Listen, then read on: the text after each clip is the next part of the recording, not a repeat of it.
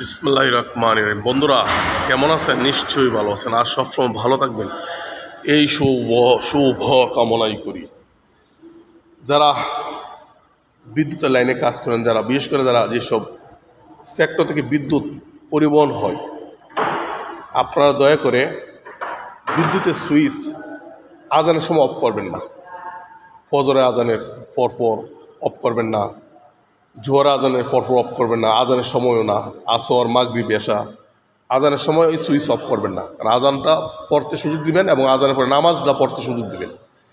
নামাজটা যেন মুসল্লিরা আরাম করে পড়তে পারে। যেই গরম যাচ্ছে সারাদিন, আর এখন সন্ধ্যা পরে যেই গরম, যদি মাগরিবে ওয়াক্তে সময় কারেন্টটা নিয়ে যান, আজানের সময় কারেন্টটা নিয়ে যান, আজানের পরে কারেন্টটা না থাকে, আরাম করে মানুষ নামাজ পড়তে পারবে না। নামাজ পড়ার জন্য, আরাম করে নামাজ পড়ার জন্য, আমরা তো এত গরম, সৌদির মতো গরম পড়লে তো বাবা তাকাই অসহ্যকর হয়ে যেত। আর সৌদি তো ধনী রাষ্ট্র, সবাই এসি, আমরা কি ঘরে ঘরে এসি, গ্রামে গঞ্জে শহরে এসি পাওয়া যায়। শহরে সব বাসাতে এসি না, বাড়িওয়ালা যারা বেশিরভাগ বাড়িওয়ালা এসি থাকে না, বাড়িওয়ালার এসি থাকে, ভাড়াটিয়ার এসি থাকে না, ভাড়াটিয়ার। আর আমাদের গ্রাম, এটা গ্রামে তো 100 ঘরে একটা এসি ঘরে পাওয়া যায় কিনা সন্দেহ। একটা ঘরে 100 ঘরের মধ্যে একটা ঘরে গ্রামে পাওয়া যায় কিনা সন্দেহ। সেই হিসাবে আমাদের বিদ্যুৎ, সারা বাংলাদেশে যারা বিদ্যুৎ লাইনে কাজ করেন, যারা কাজ করতেছেন, দয়া করে 5 ওয়াক্ত নামাজের আজানের সময়, আজানের পরে নামাজের সময় কারেন্টটা নেবেন না। এটা টাইমটা ফিক্সড রাখবেন, মনে রাখবেন যে ফজর আজান কয়টায়, জোহর আজান কয়টায়, আসর আজান কয়টায়, মাগরিবে আজান কয়টায়, আশার আজান কয়টায়। আর যারা কাফের ইহুদি, যারা কোরআন মানে না, নামাজও পড়ে না, নামাজের ধারও দেয় না, কোরআন শরীফের ধার দেয় না, আল্লাহরও ধার দেয় না, তাদের সাথে কথা নেই। তারা তো ইহুদি কাফের, চিরস্থায়ী জাহান্নাম, তাদের সাথে আল্লাহর কোনো ওয়াদাও নাই। শিরিক এবং মুনাফেক, আত্মহত্যাকারী, এই কয়েকটা শ্রেণীর মানুষকে কোনোদিনও আল্লাহ মাপ দিবেন না। আর সমস্ত গুনাহ আল্লাহর কাছে মাপের দরজা খোলা আছে, শুধু কাফের আর যারা মূর্তি পূজককারী, মূর্তি পূজা করে মারা যাবে, শিরিক করে, বিভিন্ন ধরনের মানুষ শিরিক। সম্পদ হলে আমি চলতে পারতাম না, আমার ছেলে বিদেশে থাকলে আমি খাইতে পারতাম না, আমার গাভীরা দুধ না দিলে আমি বিক্রি না করলে চলতে পারতাম না, গাছে ফল না দিলে আমি ফল বিক্রি না করলে আমার লাইফটা অচল হয়ে যেত। এর শিরিক করা। গাছটা কার? গাছটা কে মাটি থেকে তৈরি করেছে? বীজটা কার? আমি কার? সে ফলটা কার? সুতরাং এগুলো চিন্তা করবেন। আমার কোনো অস্তিত্ব ছিল না, আমি মা বাবার উসিলে আসছি, এই মা বাবা আরেক মা বাবার উসিলে আসছে, আদম থেকে এইভাবে সিলসিলা কিয়ামত পর্যন্ত থাকবে।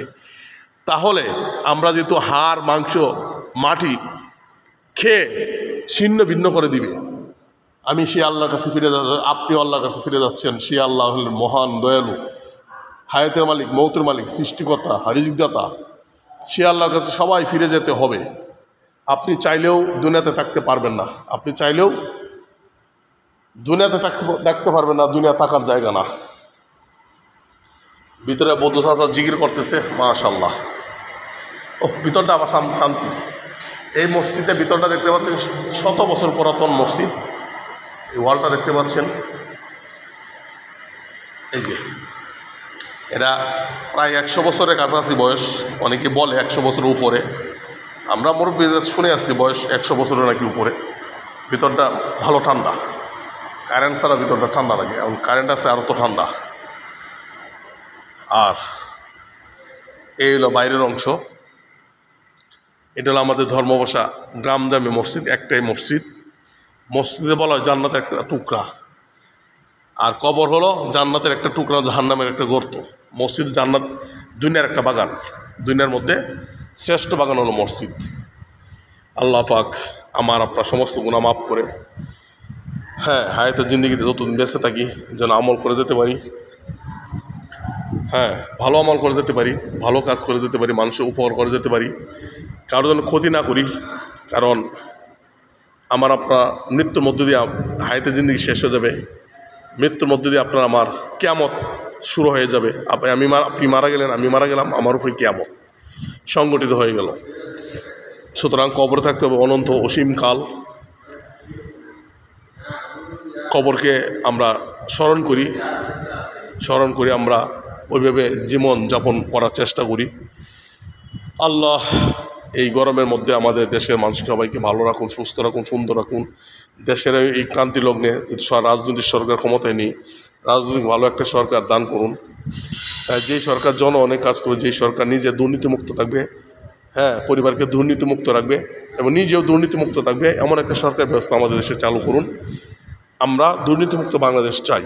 আগামীতে দেখা যাচ্ছে যে সরকারি আসে দুর্নীতির সাথে যুক্ত হয়ে যায়, আমাদের দুর্নীতি একটা রক্তের সাথে বন্ধন, এটা দূর করা অনেক কঠিন, দূর করা সম্ভব, আবার অনেক কঠিনও কাজ। একটা ইউরোপের দেশ, খ্রিস্টান দেশ, এত উন্নত কোনো এরা, আমাদের যে মুসলিমের যেই কালচারগুলা, হ্যাঁ, আমাদের যে মন মানসিকতার চিন্তা চেতনা যেটা, এটা ইউরোপ কোরআনে আইন ইউরোপ পালন করে। হ্যাঁ,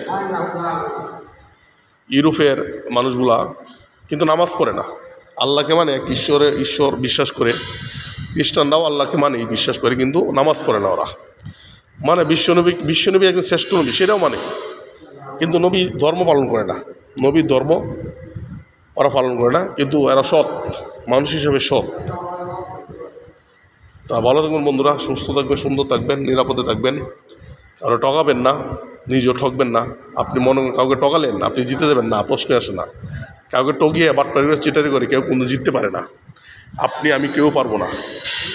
নমরুদ, ফেরাউন, কেনান, বাদশা সাদ্দাত, তারাও পারে নাই। অহংকারী করে, হ্যাঁ, রাজত্ব করে, এত বিশ্ব ব্যবস্থা, এরা এত বিশ্বের সম্রাট ছিল, ওরাও টিকে নাই।